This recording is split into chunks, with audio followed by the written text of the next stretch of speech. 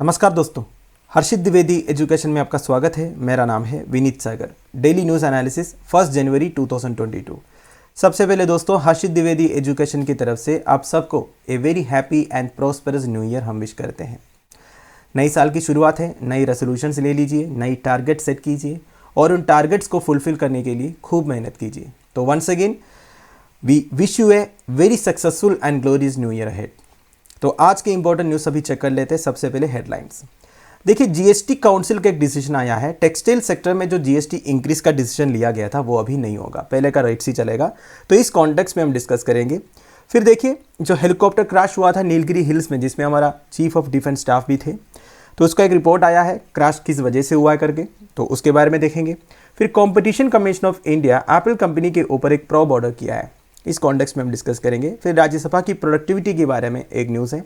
फिर Chinese embassy हमारे Indian parliamentarians को एक लेटर लिखा है, वो क्या है देखेंगे। फिर देखिए, अमेरिका और रशिया के बीच में जो प्रॉब्लम चल रहा है यूक्रेन इशू को लेके, इसके बारे में एक न्यूज़ है। तो ये 6 न्यूज़ हम इन डिटेल डिस्कस करेंगे। आगे जाने से पहले लेक्चर पर लाइक का बटन, चैनल को अब तक शेयर एंड सब्सक्राइब नहीं किया हो तो कर लीजिएगा। हमें सपोर्ट करने के लिए आप चैनल के मेंबर बन सकते हो ज्वाइन बटन के थ्रू। शुरुआत करते हैं दोस्तों। सबसे पहला news, GST council decides to defer rate hike on textiles from 5% to 12%। देखिए, लास्ट नवंबर में हमने एक न्यूज़ कवर किया था कि फिनांस मिनिस्ट्री की तरफ से एक नोटिफिकेशन आया है कि टेक्सटाइल सेक्टर में जितने अलग अलग टैक्स रेट्स हैं उन्हें यूनिफॉर्म करने का। कहने का मतलब यह है, टेक्सटाइल सेक्टर में आजकल 3 तरह का टैक्स रेट्स चलता है। मैनमेड फाइबर का 18%, यार्न का 12% एंड फैब्रिक्स का 5%। अब ये तीनों को बदल के एक यूनिफॉर्म टैक्स रेट मतलब 12% करने का डिसीजन था फिनांस मिनिस्ट्री का, और ये विथ इफेक्ट फ्रॉम होने वाला था जनवरी 1, 2022 से। इतना क्लियर है। अब देखिए दोस्तों, फिनांस मिनिस्ट्री ने इस तरह एक डिसीजन क्यों लिया था, इस तरह यूनिफॉर्म टैक्स रेट लाने का। इसका मतलब ये था दोस्तों, ये अलग अलग टैक्स रेट होने से टेक्सटाइल सेक्टर में इन्वर्टेड ड्यूटी स्ट्रक्चर या फिर इन्वर्टेड टैक्स स्ट्रक्चर का प्रॉब्लम हो रहा था। अब ये इन्वर्टेड ड्यूटी स्ट्रक्चर का मतलब क्या होता है, ये भी आपको मैं समझा देता हूं। वैसे उस दिन भी मैंने आपको ये समझाया था और एक बार ब्रीफली बता देता हूं। देखिए, this is a situation where the rate of tax on inputs purchased is more than the rate of tax on outward supplies. Simple भाषा में दोस्तों एक एग्जाम्पल सुन लीजिए। मान लीजिए कंपनी है ए, ये कंपनी एक प्रोडक्ट मैन्युफैक्चर करता है एक्स। अब ये प्रोडक्ट एक्स मैन्युफैक्चर करने के लिए उन्हें कई सारे इनपुट मटेरियल्स या फिर रॉ मटेरियल्स की ज़रूरत है। अब ये रॉ मटेरियल्स खरीदने के लिए भी इन्हें टैक्स पे करना होगा। अब इधर प्रॉब्लम क्या हो रहा है, जो रॉ मटेरियल्स का टैक्स है वो ज़्यादा है। जब ये फाइनल प्रोडक्ट बन जाएगा ना, उसमें आप सप्लायर से जो टैक्स लेगा ना वो कम है। नहीं समझ में आया ना? देखिए, इधर का एग्जाम्पल ले लीजिए। इधर मैनमेड फाइबर का 18% टैक्स है, यार्न का 12% टैक्स है एंड फाइनली फैब्रिक का कितना है, 5% है। मतलब आप 18% टैक्स देके इनपुट मटेरियल्स खरीद रहे हो, फाइनली जब आप एक प्रोडक्ट बना रहे हो उसको बेचते वक्त आप केवल 5% टैक्स कलेक्ट कर रहे हो, तो हो गया ना लॉस। तो ये प्रॉब्लम सोल्व करने के लिए फिनांस मिनिस्ट्री ने बोला था ये तीनों टैक्स को हम 12% करके यूनिफॉर्म रख देंगे करके। क्लियर? अब देखिए दोस्तों, अब जीएसटी काउंसिल मीटिंग में ये डिसीजन लिया गया। ये जो आप टैक्स हाइक की बात कर रहे थे ना, मतलब 5% से 12% करने का, ये अभी नहीं होगा।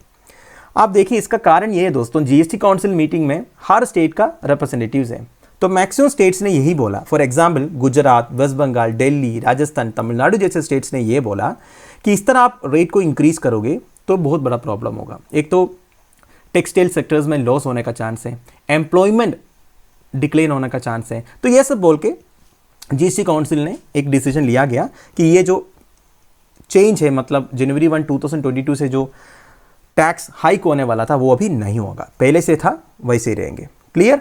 आप देखिए दोस्तों, जीएसटी काउंसिल के बारे में काफ़ी बार हमने डिस्कस किया है।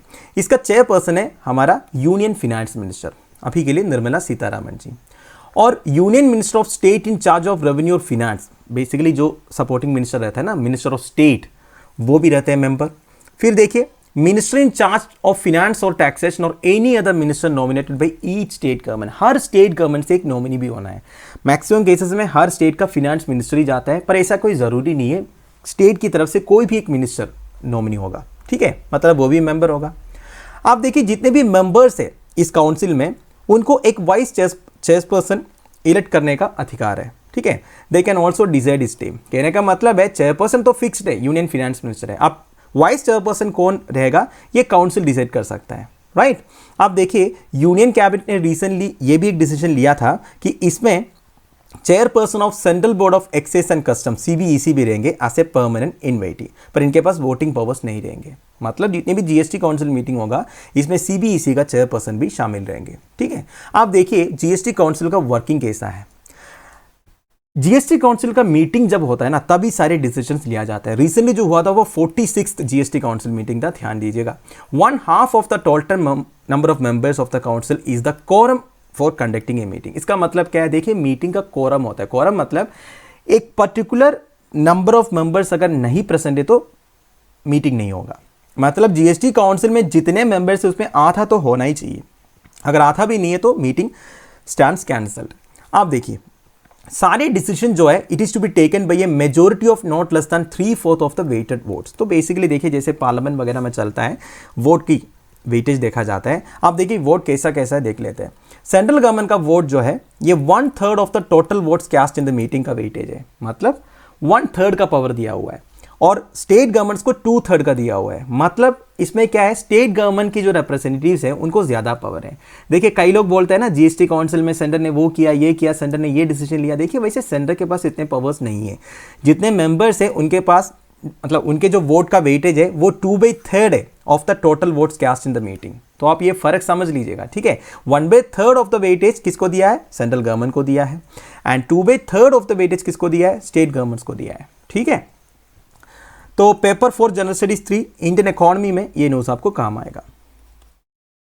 अगला न्यूज है CCI orders probe against Apple for unfair practices. देखिए कंपटीशन कमीशन ऑफ इंडिया के बारे में हमने काफी बार डिस्कस किया है।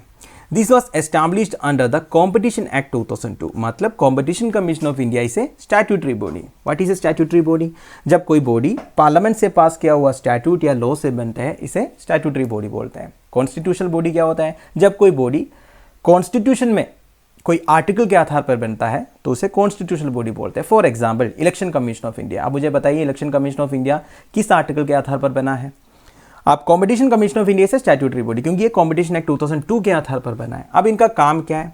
ऑब्वियसली कॉम्पिटिशन एक्ट 2002 के अंदर जितने प्रोविजंस है उसका इंप्लीमेंटेशन करवाना, एनफोर्समेंट करवाना, ये सब कॉम्पिटिशन कमीशन ऑफ इंडिया का काम है। ये कॉन्स्टिट्यूट हुआ था मार्च 2009 को। देखिए एक्ट है 2002 का एंड कॉन्स्टिट्यूट हुआ है 2009 में। ये फर्क आप ध्यान दीजिएगा। अब इस कमीशन का चेयरमैन, मेंबर्स वगैरह सेंट्रल गवर्नमेंट ही अपॉइंट करते हैं। अब इनका ऑब्जेक्टिव क्या है, प्राइमरी ड्यूटी क्या है? To eliminate practices having adverse effects on competition, promote and sustain competition, protect the interest of consumers and ensure freedom of trade in the markets of India। Simple भाषा में दोस्तों देखिए, एक देश की इकोनॉमी का ग्रोथ के लिए कंपनीज के बीच में फेयर कंपटीशन होना ज़रूरी है।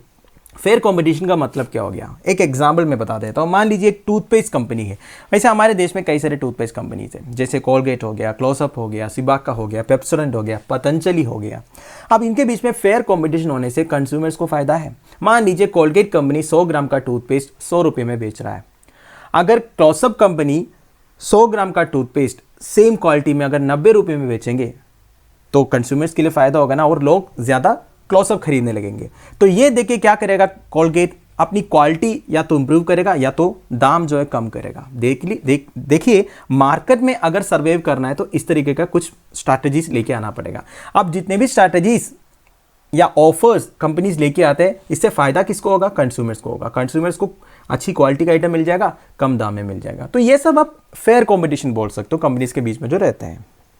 पर देखिए कभी कभी कोई कंपनी कुछ गलत प्रैक्टिसेस भी करते हैं, मतलब कंपटीशन को खत्म करने के लिए। कभी कभी क्या हो जाता है, मान लीजिए जो कोलगेट, क्लोजअप, पेप्सोडेंट, जिबाका, पतंजलि जो कंपनीज का एग्जाम्पल मैंने दिया उसमें कोलगेट और क्लोजअप का सबसे ज्यादा कंज्यूमर्स, ये बात आपको पता है। अगर ये दोनों मर्ज कर लिया, मतलब दोनों मिलकर एक ही कंपनी बन गया, तो इनकी जो कंज्यूमर्स है ये बहुत बड़ा है, ये बहुत बड़ी एक कंपनी बन जाएगा। तब ये बाकी जितने टूथपेस्ट कंपनी उनको ये अफेक्ट करेगा। तो ये हो गया एक टाइप का गलत प्रैक्टिस, मतलब कंपटीशन को खत्म कर रहा है। इस तरह कई सारे मर्जर्स एंड एक्विजिशन होता है। बेसिकली ये मार्केट में जो कंपटीशन है उसे खत्म करने के लिए होता है। तो इस तरह की एक्टिविटीज को हमेशा competition commission of India check करता है। कभी भी कोई मर्जर होता है, एक्विजिशन होता है, तो कॉम्पिटिशन कमीशन ऑफ इंडिया ये देखते हैं जो छोटे मोटे कंपनीज हैं वो सर्वाइव कर पाएगा? इस तरह बड़े बड़े कंपनीज और बड़े हो जाएंगे तो छोटे मोटे कंपनीज को प्रॉब्लम हो जाएगा। तो ये सब एग्जाम्पल्स मैं बोल रहा हूँ गलत प्रैक्टिसेस का कंपटीशन को खत्म करने के लिए।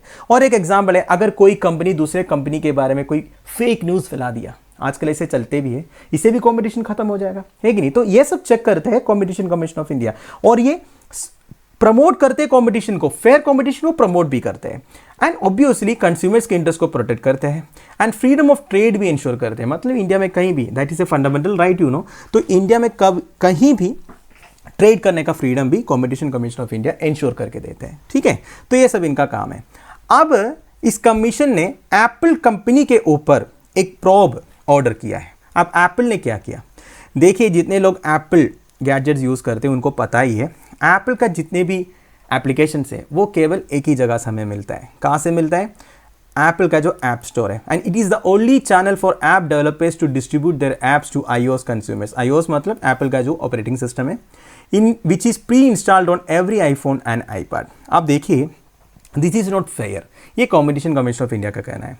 कॉम्पिटिशन कमीशन ऑफ इंडिया ये बोल रहा है अगर कोई थर्ड पार्टी ऐप स्टोर से, उन्हें भी काम करने दो भाई। आपके जो ऐप स्टोर है उसमें अगर कोई थर्ड पार्टी ऐप्स बना रहा है उसे भी डिस्प्ले किया करो, जैसे प्ले स्टोर में होता है। प्ले स्टोर में चाहे तो मैं भी, अगर मैं एक सॉफ्टवेयर डेवलपर हूँ, मैं अपनी मेहनत से कोई एक अच्छा सा एप्लीकेशन बना के प्ले स्टोर में डाल सकता हूँ, जो चाहे वो डाउनलोड करेंगे, यूज़ करेंगे। पर एप्पल ऐसा अलाउ नहीं करते हैं। एप्पल की जो ऐप स्टोर में एप्पल जो लिस्ट किया है ना, वही अलाउड है, ठीक है? मतलब थर्ड पार्टी ऐप डेवलपर्स को अपना चीज़ें बेचने का कोई ऑप्शन नहीं है। तो ये जो रेस्ट्रिक्शन है ये ठीक नहीं है, ये बोला है कॉम्पिटिशन कमीशन ऑफ इंडिया ने, ठीक है? तो according to CCI this prima facie results in denial of market access. तो इससे होता है डिनेल ऑफ मार्केट एक्सेस, ये एक टाइप का डिनेल है मार्केट एक्सेस करने का। मतलब मैंने बोला ना एग्जाम्पल, अगर कोई चाहे तो एप्पल के ऐप स्टोर में अपना एक ऐप डाल नहीं सकता, तो इस तरह आप जो मना कर रहे हो ना, ये सही नहीं है। This is in violation of the competition norms, तो ये अगेंस्ट कॉम्पिटिशन है। तो इसलिए एप्पल कंपनी के अगेंस्ट एक प्रोब, एक इन्वेस्टिगेशन इन्होंने ऑर्डर किया है, ठीक है? तो बस वही न्यूज़ है। तो इसमें इंपॉर्टेंट वही है दोस्तों, आपको कॉम्पिटिशन कमीशन ऑफ इंडिया के बारे में आइडिया होना चाहिए और इसका काम क्या है, और रीज़न एग्जाम्पल के साथ आप समझोगे तो आपको अच्छी तरह याद रहेगा। तो paper 3 general studies 2 statutory bodies and their mandate में ये न्यूज़ आपको काम आएगा। अगला न्यूज़ है disorientation of crew in poor weather likely cause of crash. देखिए न्यूज़ तो आपको पता ही है दोस्तों, लास्ट मंथ इंडियन एयरफोर्स का MH17 वीफे हेलीकॉप्टर क्रैश हुआ था, जिसमें हमारा chief of the defence staff general Rawat, उनकी वाइफ मथुरिका रावत और 12 अदर स्टाफ थे। अब इस क्रैश के ऊपर एक ट्राई सर्विस इंक्वायरी ऑर्डर किया था। अब जाके इस ट्राई सर्विस इंक्वायरी रिपोर्ट आया है, ये फाइनल नहीं है, ये अभी लीगल रिव्यू के लिए जाएगा। इसके बाद 2-3 हफ्ते के अंदर ये फाइनली पब्लिश हो जाएगा पब्लिक के लिए, ठीक है? आप देखिए दोस्तों, ये जो इंक्वायरी रिपोर्ट अभी आया है ना, उसमें से ये पता चला probable cause controlled flight into terrain है। अब क्या होता है कंट्रोल्ड फ्लाइट इनटू टेरेन? इसका मतलब है the pilot is in full control of the aircraft but due to faulty situational awareness the aircraft strikes the terrain. देखिए एयरक्राफ्ट का कोई प्रॉब्लम नहीं था, pilot was in full control also, पर faulty situational awareness की वजह से aircraft terrain में स्ट्राइक हो गया। इसका मतलब क्या है दोस्तों? सिंपल भाषा में मान लीजिए एक एयरक्राफ्ट जो है एक बहुत बड़ा वाटर बॉडी के ऊपर से लो फ्लाइंग कर रहा है। अब जो एयरक्राफ्ट के अंदर पायलट बैठा है, उन्हें यह पता होना चाहिए कि एयरक्राफ्ट और पानी के बीच में कितना डिस्टेंस है, तब जाके वो लो फ्लाइंग कर पाएगा। पर कभी कभी क्या हो जाता है, ये जो जजमेंट है ना, मतलब कितने डिस्टेंस है एयरक्राफ्ट और पानी के बीच में, ये गलत हो जाता है। तो वही हुआ इधर भी। मतलब ये टेरेन के ऊपर से जब फ्लाई कर रहे थे तब ये जज नहीं कर पाया कि एयरक्राफ्ट और टेरेन के बीच में कितना डिस्टेंस है। ऊपर से उधर आपको पता है विजिबिलिटी कम था, ठीक है? तो ये सब की वजह से हुआ होगा करके काफ़ी सारे एक्सपर्ट्स ने बोला है। अब देखिए CFIT का अलग अलग डेफिनेशन है। It means the helicopter was fully serviceable, instruments are in order, a senior pilot who has flown extensively in the mountain side. देखिए सीनियर पायलट्स है, एक्सपर्ट्स, उन्होंने ये बोला है CFIT का मतलब ये भी होता है हेलीकॉप्टर फुल्ली सर्विसेबल था, सारे इंस्ट्रूमेंट्स अच्छी तरह काम कर रहे थे, पर crash is likely due to loss of situational awareness. वही मैंने बोला दोस्तों, कभी कभी पुअर वेदर की वजह से, कम विजिबिलिटी होने की वजह से पायलट जज नहीं कर पाता है एयरक्राफ्ट और ग्राउंड के बीच में कितना डिस्टेंस है, ठीक है? तो वही बोला गया है। अब इसके रिपोर्ट जब पब्लिक हो जाएगा तब हमें और इन्फॉर्मेशन पता चल जाएगा, ठीक है? इससे पहले इतना ज़्यादा डिस्कस करना इट इज़ नॉट गुड। तो पेपर 4 जनरल स्टडीज 3 डिफेंस में ये न्यूज़ आपको काम आएगा। अगला न्यूज़ है Rajya Sabha annual productivity drops to 59%। सबसे पहले प्रोडक्टिविटी का मतलब क्या होता है? देखिए आप सबको पता है लोकसभा हो या राज्यसभा हो 3 सेशंस पे मिलते हैं, BMW, budget session, monsoon session and winter session. अब ये तीनों सेशन में पार्लियामेंट्री प्रोसीडिंग्स या पार्लियामेंट्री बिजनेसेस कितने अच्छी तरीके से चलाया, कितने बिल्स पेश हुए थे, कितने बिल्स के ऊपर अच्छी तरह डिस्कशन हुआ, कितने बिल्स पास हुए। इसके अलावा जितने डिपार्टमेंट रिलेटेड स्टैंडिंग कमिटीज है वो कितने बार मीटिंग कंडक्ट किए, क्या क्या आउटकम रहा। तो ये सभी से आप डिसाइड कर सकते हो कितनी प्रोडक्टिविटी है राज्यसभा का। तो पिछली साल की ओवरऑल प्रोडक्टिविटी केवल 59% रहा है राज्यसभा का, and this is the second lowest. 2018 में राज्यसभा की प्रोडक्टिविटी केवल 36% था और 2021 में ये 59% है। तो this is the second lowest productivity in the history of Rajya Sabha, right. आप देखिए प्रॉब्लम क्या है ना दोस्तों कि आजकल बीजेपी का इतनी क्लियर मेजोरिटी नहीं है राज्यसभा में। अगर राज्यसभा में क्लियर मेजोरिटी होती तो प्रोडक्टिविटी भी ज़्यादा होता, क्योंकि बिल्स ईजिली पास हो जाते हैं। अब प्रोडक्टिविटी धीरे धीरे मेजोरिटी धीरे धीरे कम हो रहा है, क्योंकि हर 2 साल में राज्यसभा का इलेक्शंस होता है, मेंबर्स चेंज होता है। तो आजकल कुछ स्टेट्स में बीजेपी गवर्नमेंट नहीं बना पाया, जिसकी वजह से राज्यसभा में उनके मेंबर्स जो है कम है कि नहीं। अब राज्यसभा में मेंबर्स कैसे नॉमिनेट होता है ये तो आपको पता होगा, मैं ये मान के चल रहा हूँ, ठीक है।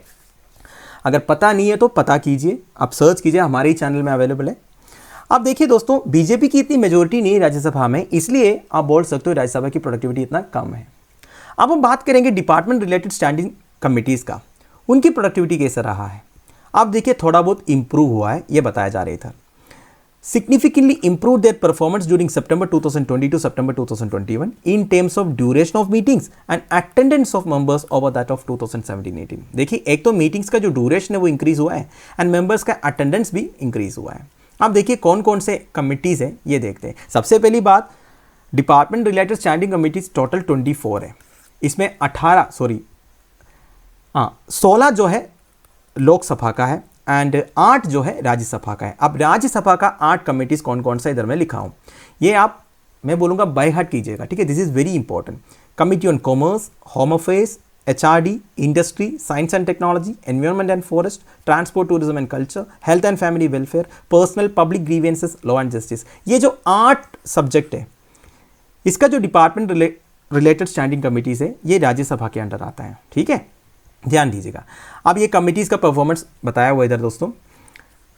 Only 2 committees on transport, tourism and culture and health family welfare reported average duration over 2 hours, ठीक है। तो इसमें अच्छा performance transport, tourism and culture committee का and health and family welfare committee का रहा है। And 6 committees like transport, health, education, home affairs, science and technology and commerce met over 2 hours for meeting during 2020-21। अब देखिए ये सब इतना important नहीं है, बस आप इतना ध्यान दीजिएगा। एक तो राज्यसभा की जो प्रोडक्टिविटी है वो सेकंड लोवेस्ट रहा है, 59% रहा है एंड कमिटीज़ का परफॉर्मेंस थोड़ा बहुत इंक्रीज हुआ है, ठीक है। बस यही ध्यान दीजिएगा। अब ये इतना ब्रेकडाउन डाटा की कोई ज़रूरत नहीं है। और एक इंपॉर्टेंट डाटा मैं आपको ये बोलूँगा कि देखिए no committee has reported attendance of 50% in 2017-18। 17-18 का देखिए कोई भी कमिटी 50% से ज़्यादा अटेंडेंस रिपोर्ट नहीं किए थे, पर ये जो 2020-21 में 3 committees on transport, education and law and justice 50% से ऊपर अटेंडेंस दिखाया है। तो अच्छी बात है, थोड़ा बहुत परफॉर्मेंस इंक्रीज हो रहा है। अब एक इंटरेस्टिंग बात यह है दोस्तों, राज्यसभा में ये जो कमिटी मेंबर्स को अलावेंस मिलता था, स्पेशल अलावेंस मिलता था, वो कैंसिल किया था रीजनली, ठीक है। बेसिकली राज्यसभा के चेयरपर्सन ने। पर अभी जो अपोजिशन एमपी से ये डिमांड कर रहा है जो स्पेशल अलावेंस है उसको फिर से रिस्टार्ट कीजिए। अब पैसों के मामले में सारे एक साथ, ये बात आपको पता है। आपको पता है ना Rajya Sabha MPs and Lok Sabha MPs का जो सैलरी इंक्रीज करने का बिल था वो तो यूं ही पास हो गया, मतलब वो इस वोट से, कोई अपोजिशन नहीं था किसी को, ठीक है। तो ये होता ही है। तो आई होप आपको समझ में आया होगा। ये 8 कमिटी ध्यान दीजिएगा, ठीक है। तो paper 3 general studies 2 parliament proceedings में ये न्यूज़ आपको काम आएगा।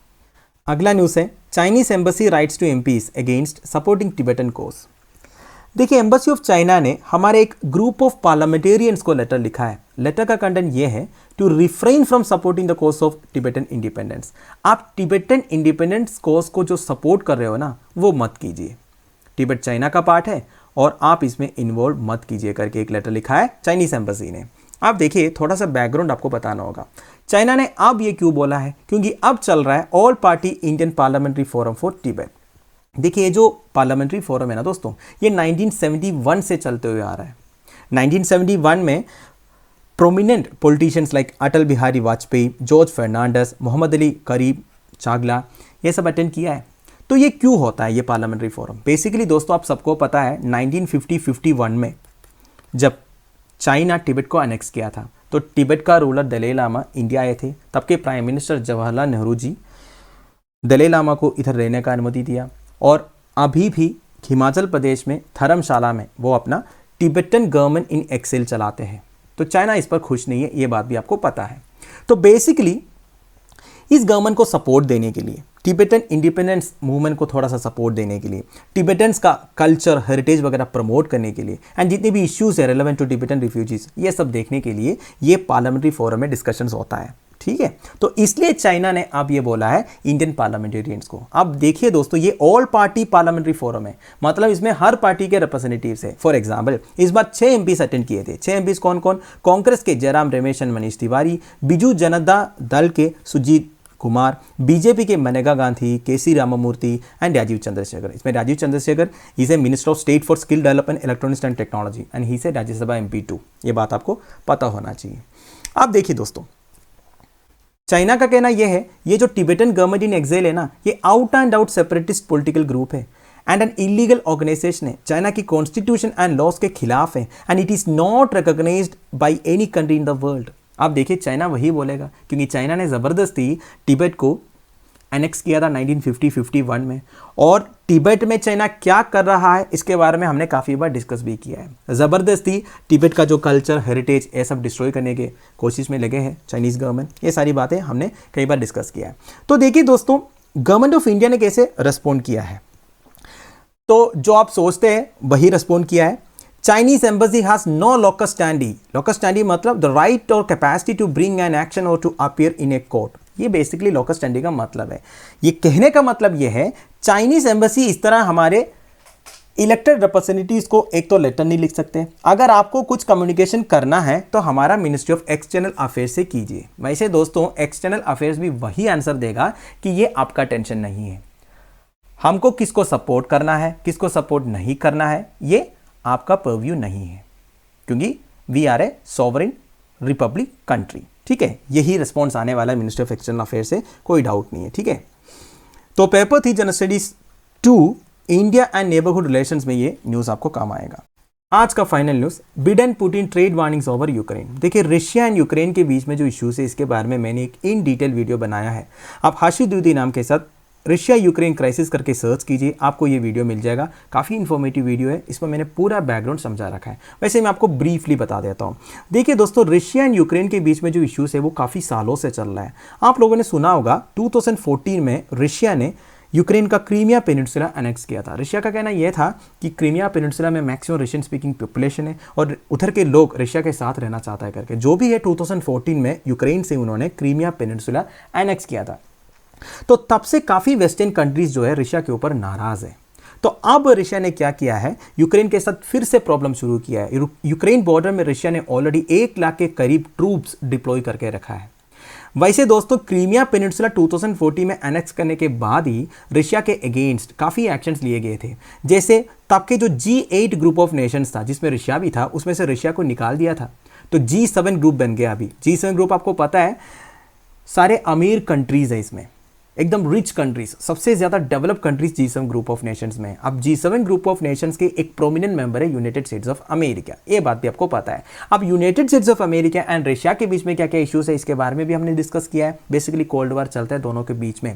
अब यूक्रेन को सपोर्ट करने के लिए यूएसए आगे आया था। केवल यूएसए नहीं, सारे G7 ग्रुप ऑफ कंट्रीज आया था। उनके मीटिंग जब हुआ था उनके एजेंडा में भी उन्होंने ये सेट किया, अगर यूक्रेन को रशिया अटैक करेंगे तो इसका रिटेलिएशन बहुत ही भयानक होगा। तो इस तरीके का एक वार्निंग भी रशिया को ऑलरेडी दिया है।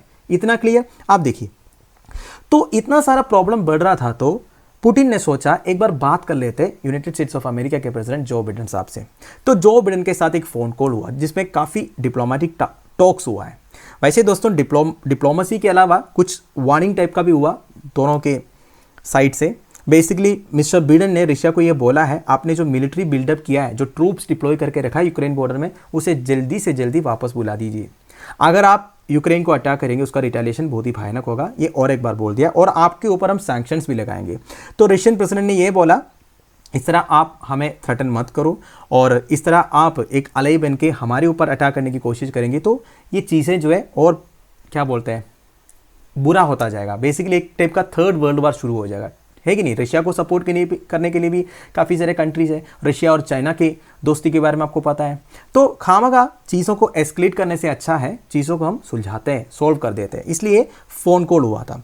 तो फ़ोन कॉल में बेसिकली काफ़ी चीज़ें डिस्कस हुआ, मेनली आपस में थोड़ा बहुत वार्निंग टाइप का भी दिया गया। जो भी है दोस्तों, इस मीटिंग से एक चीज़ तो तैयार हो गया कि और अच्छे अच्छे मीटिंग्स होंगे इनके बीच में, जैसे कि जनवरी 9-10 में US Russia security meeting plan किया है वो होगा। रशिया नाटो सेशन प्लान किया जनवरी 12 में, and broader conference including Moscow, Washington and other European countries plan किया जनवरी 13 में। तो ये सब मीटिंग अभी होगा, इसके बाद हमें पता चलेगा what is the present situation. वैसे रशिया ने ये बोला था हमने करीब 10,000 ट्रूप्स ऑलरेडी वापस बुला लिया है, पर यूनाइटेड स्टेट्स ऑफ अमेरिका को ये विश्वास नहीं आया, और ऊपर से लास्ट वीक यूक्रेनियन एयरस्पेस के ऊपर यूनाइटेड स्टेट्स ऑफ अमेरिका के जे-स्टार्स मिलिट्री प्लेन भी फ्लाई किया था। बेसिकली एक टाइप का सर्वेलेंस एयरक्राफ्ट है, तो इससे भी रशिया खुश नहीं है। अब और एक प्रॉब्लम यह है दोस्तों रशिया को कि यूनाइटेड स्टेट्स ऑफ अमेरिका ये बोलता है कि यूक्रेन को भी हम नाटो में लेंगे, नॉर्थ अटलांटिक ट्रीटी ऑर्गेनाइजेशन। जब ये डिसीजन सुना रशिया ने, तो रशिया ने और यूएसए को बोला इस तरह की गलती अब मत कीजिए, ठीक है। अब नाटो ट्रूप्स में लेने से फायदा क्या है दोस्तों, नाटो ट्रूप्स का एक आर्टिकल 6 आई थिंक एक आर्टिकल है जिसमें यह कहता है अगर कोई भी नाटो कंट्री के अगेंस्ट कोई भी एक कंट्री अटैक करेंगे तो यह माना जाएगा पूरे नाटो कंट्रीज के ऊपर का अटैक है। कहने का मतलब सिंपल है दोस्तों, अगर कोई भी नाटो कंट्री के ऊपर कोई भी कंट्री अटैक करेंगे तो सारे नाटो कंट्रीज जो है एक साथ होकर उन्हें अटैक करेंगे, और आपको पता है नाटो कंट्रीज में जितने कंट्रीज है वो ज़्यादा पावरफुल है। तो जो भी है ये सारे इश्यूज हैं अभी जो चल रहा है, ठीक है। अब देखिए और एक चीज़ मैं आपको बताना चाहूँगा, मैंने आपको बोला था रशिया यूक्रेन पेनिनसुला एनेक्स किया था 2014 में। अब देखिए यूक्रेन के अंदर एक रीजन है दोस्तों डोनबास रीजन, इसके बारे में भी बता देता हूँ। वैसे वो वीडियो में मैं ये सब समझा रखा हूँ। डोनबास रीजन में क्या है ना दोस्तों, अगेन रशियन स्पीकिंग पॉपुलेशन ज़्यादा है, पर डोनबास रीजन के जो लोग हैं वो अलग एक कंट्री चाहता है। अब आप सोचिए यूक्रेन के अंदर कोई एक सेपरेटिस्ट ग्रुप अलग कंट्री चाहेंगे तो यूक्रेन को ये अच्छा लगेगा? बिल्कुल अच्छा नहीं लगेगा। पर रशिया क्या करता है, डोनबास रीजन में जितने सेपरेटिस्ट है ना उन्हें सपोर्ट करते हैं, बैकअप करते हैं, उन्हें आर्म्स एंड एम्यूनिशन सप्लाई करते हैं। तो ये सारे चुगली वगैरह चल रहा है उधर। तो बेसिकली ये सारी इश्यू है। तो रशिया ने भी अमेरिका को बोला है अगर हमें आप चीज़ों को सोल्व करना चाहते हो तो आपकी तरफ से एक लीगली बाइंडिंग गारंटी चाहिए कि 30 number NATO alliance will not expand further eastwards. ये जो 30 मेंबर नाटो अलायंस है ना, बेसिकली नाटो में 30 कंट्रीज है, इन्हें आप ज़्यादा एक्सपैंड मत कीजिएगा। ये सारी लीगल गारंटी आपकी तरफ से होना चाहिए, तो हम भी थोड़ा बहुत पीछे हटेंगे, यूक्रेन के साथ प्रॉब्लम नहीं करेंगे करके, ठीक है। तो जो भी है आप देखिए इसमें और एक चीज है, mister Putin has compared the current tensions to the cold war era Cuban missile crisis in 1962। देखिए बात करते करते मिस्टर पुतिन ने ये जो अभी जो सिचुएशन है ना इसे क्यूबन मिसाइल क्राइसिस से कंपेयर किया। अब मुझे आपको क्यूबन मिसाइल क्राइसिस के बारे में बताना होगा। वेरी सिंपल दोस्तों, क्यूबन मिसाइल क्राइसिस हुआ था 1962 में। Basically United states of America ने इटली एंड टर्की में मिसाइल्स डिप्लॉय किए थे। बेसिकली यूएस और सोवियत यूनियन के बीच में प्रॉब्लम चला था, तब इटली एंड टर्की जैसे कंट्रीज़ में यूनाइटेड स्टेट्स ऑफ अमेरिका ने मिसाइल्स डिप्लॉय किए थे। तो सोवियत यूनियन ने क्या किया, सिमिलर बैलिस्टिक मिसाइल्स जाके क्यूबा में भी डिप्लॉय किया। बेसिकली यूएसए ने इटली एंड टर्की में क्यों डिप्लॉय किया था, रशिया को अटैक करने के लिए। तो रशिया ने क्या किया, बेसिकली तब रशिया नहीं था, सोवियत यूनियन था। सोवियत यूनियन ने क्या किया, missiles same type of ballistic missiles Cuba में डिप्लॉय किया, ठीक है, मतलब यूएसए को अटैक करने के लिए। तो ये था बेसिकली क्यूबन मिसाइल क्राइसिस। ये जो क्यूबन मिसाइल क्राइसिस आप बोल सकते हो इनकी जो कोल्ड वार एरा में सबसे एक इंपॉर्टेंट कॉन्फ्रंटेशन था, राइट। तो ये सारी इशू है, मैंने थोड़ा जल्दी में बताया। आई होप आपको थोड़ा बहुत समझ में आया होगा। सबसे पहले अगर आपको समझ में नहीं आया है तो ये वीडियो देख लीजिए, इसके बाद आराम से मैंने जितने भी पॉइंट बोला वो सुन लीजिए, तब आपको समझ में आ जाएगा, ठीक है। तो paper 3 general studies 2 international relations में ये न्यूज़ आपको काम आएगा।